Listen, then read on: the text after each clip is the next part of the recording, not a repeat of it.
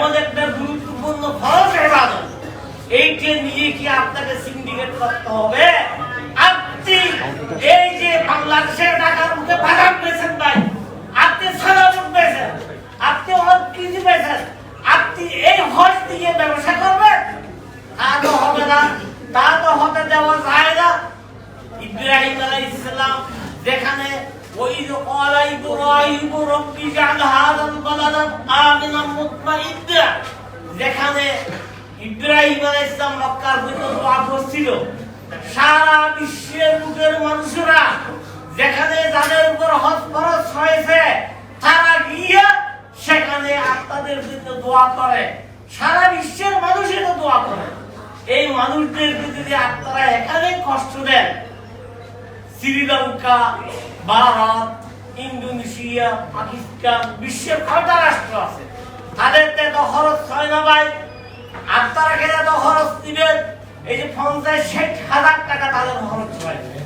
আপনি সেখানে এরা দাবি জানাচ্ছে 1 লক্ষ টাকার মধ্যে আনতে, 1 লক্ষ টাকার মধ্যে আনতে আপনি আর কত 40,000 আপনি বাড়াচ্ছেন।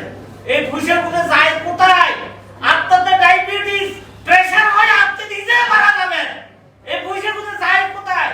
সুতরাং হাজিদের দিয়ে এমন সিনেমি খেলবেন না।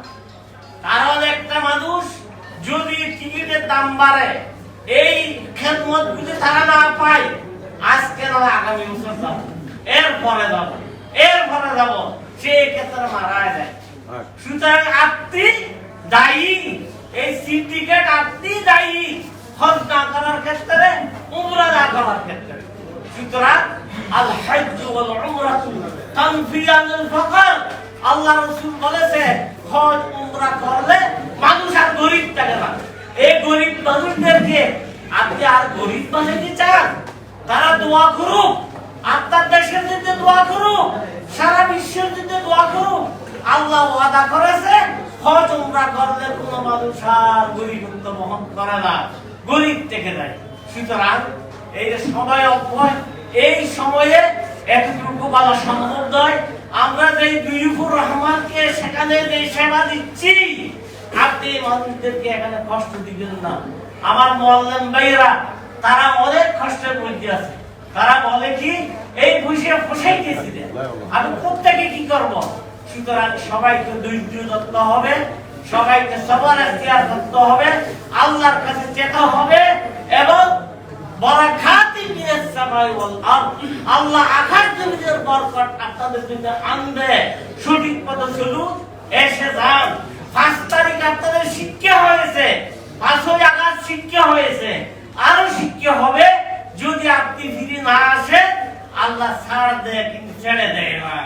সুতরাং আমি আহ্বান জনতাকে আহ্বান জানাবো, এই সেক্টরে সবাই আসুন, বরকতময় সেক্টরে। এটা আল্লাহর বরকত নাযিল করে এই সেক্টরে। সুতরাং আসুন, এই আন্দোলনের প্রতি সবাই সহযোগিতা করুন। প্রয়োজনে রাস্তা ব্যারিকেড হবে, যা হওয়ার তা হবে, কিন্তু আপনি এই পর্যায়ে যাবেন কেন? আমি ডক্টর আহম খালেদ হোসেনকে বলতে চাই, আপনি এই সেক্টরটা বেশি গুরুত্ব দেন। বারাকাল্লাহু ফীকুম, জাযাকুমুল্লাহু খাইরা ওয়া আহসানাল্লাহু ইলাইকুম। আসসালামু আলাইকুম ওয়া রাহমাতুল্লাহি ওয়া বারাকাতুহু।